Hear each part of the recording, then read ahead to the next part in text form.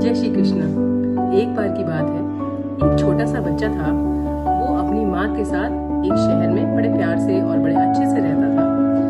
हर बार गर्मियों की छुट्टियों में वो अपने मामा के घर जाता था छुट्टियां बिताने, जहाँ पे उसको बहुत मजा आता था, उसका खूब मन लगता था। एक बार ऐसा हुआ कि उसके पापा का जो बिजनेस था उसमें थोड़ा सा लॉस हो गया, जिसकी वजह से उसकी जो मम्मी थी वो थोड़ा परेशान थी।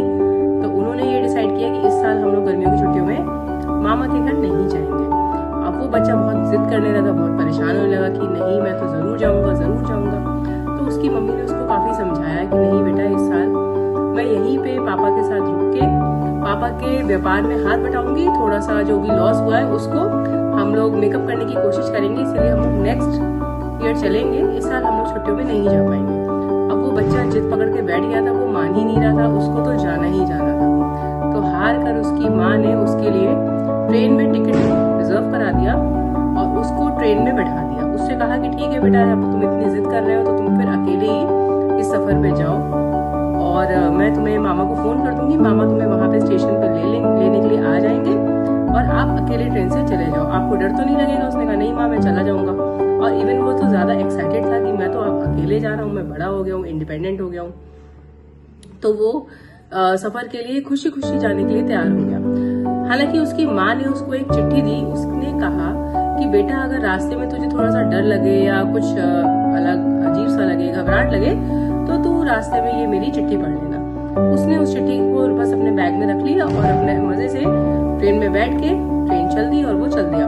जब ट्रेन चली तो वो बहुत खुश था, बहुत एक्साइटेड था और उसको ये भी लग रहा था कि आज मैं पहली बार अकेले सफर कर रहा हूँ। उसको एक इंडिपेंडेंस फील हो रही थी। तो 15-20 मिनट वो बहुत खुश रहा, 15 मिनट, 20 मिनट, आधे घंटे तक वो काफी खुश रहा। फिर जब नेक्स्ट स्टेशन पे ट्रेन रुकी और कई सारे अननोन लोग आने लग गए ट्रेन में, बहुत सारे अजनबी ट्रेन में चलने लगे, कुछ उतर रहे थे, कुछ चढ़ रहे थे, तो उस बच्चे को अचानक से एक घबराहट सी महसूस होने लगी। उसको कुछ अकेलापन सा महसूस हुआ। उसको ऐसा लगा कि अगर कुछ उसको हो जाता है तो उसे कोई प्रोटेक्ट करने के लिए नहीं। तो वो अचानक से बहुत घबराने से लग गया और उसको बहुत डर लगने लगा। उसका मन हुआ कि बस वो यहीं उतर जाए या कहीं से भी भाग के अपनी माँ के पास वापस चला जाए कि उसकी माँ उसको प्रोटेक्ट कर लेंगी। फिर उसको याद आया कि उसकी माँ ने उसको एक चिट्ठी दी थी कि बेटा, अगर तुझे डर लगे तो तू मेरी ये चिट्ठी पढ़ लेना। उसने उस चिट्ठी को खोला। उसकी माँ ने उस चिट्ठी में लिखा था कि बेटा, आपको डर लग रहा है, आप डरिए मत, मैं ट्रेन में ही बैठी हूँ। आप जिस डिब्बे में बैठे हो उसके पीछे वाले डिब्बे में मैं बैठी हूँ और आप डरिए मत। जब ट्रेन मामा के शहर पहुंचेगी तो वहां पे हम लोग उतरेंगे, तो मैं भी उसी डिब्बे से उतर के आपके साथ आ जाऊंगी और फिर हम लोग साथ साथ मामा के घर जाएंगे। बस जैसे ही उस बच्चे ने ये चिट्ठी पढ़ी, वो एकदम से बहुत खुश हो गया। अब उसके मन का डर एकदम खत्म हो गया। उसको लगा कि अरे वाह, माँ तो मेरे साथ ही है और मैं तो अकेला भी नहीं हूँ, माँ मेरे साथ है। अगर कोई दिक्कत होगी तो माँ मेरे पीछे वाले डब्बे में है ही, मैं माँ को बुला लूंगा। तो इसको सोचते हुए, इस थॉट ने उसके मन का जो डर था, घबराहट था, वो एकदम से खत्म कर दिया। वो बहुत खुश हो गया। अब वो आराम से पीसफुली अपना जर्नी कंप्लीट करने लग गया। जब भी थोड़ी देर में ही, बहुत दूर नहीं था उसका मामा का घर जो था, वो उसके घर से 2 घंटे के रास्ते पे ही था। तो 2 घंटे के अंदर ही उसके मामा का घर आ गया। स्टेशन पे उसके मामा उसको लेने के लिए आए।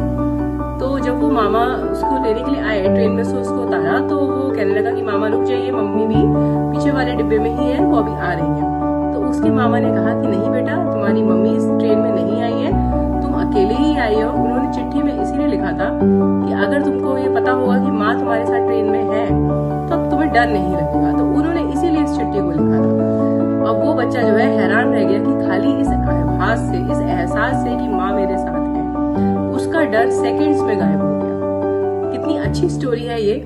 यही चीज हमारी लाइफ में भी होती है कि अगर हम लोग लाइफ में कहीं पे भी, लाइफ जो है वो भी हमारी एक ट्रेन की जर्नी की तरह है। हम इस ट्रेन में अकेले सफर कर रहे हैं, लेकिन अगर हम ये बात मान लें या अपने मन में इस एहसास को बैठा लें कि हम जिस डिब्बे में बैठे हैं उसके पीछे वाले डिब्बे में ही कृष्ण जी भी हमारे साथ सफर कर रहे हैं, तो हमें कोई भी काम करने में डर नहीं लगेगा और हमारी ये जिंदगी की यात्रा भी बहुत ही आराम से और बहुत ही टेंशन फ्री गुजर जाएगी। तो मैं आप सभी लोगों से ये रिक्वेस्ट करती हूँ कि आप लोग अपनी जिंदगी में कृष्ण जी का साथ लेके चलें और अपने मन में हमेशा ये मान के चलें कि हम कुछ कुछ भी करते हैं, कहीं भी जाते हैं, कान्हा जी हमेशा हमारा साथ देते हैं। वो हमारे सफर में साथ में यात्रा कर रहे हैं, तो आपकी यात्रा ये आराम से कट जाएगी। जय श्री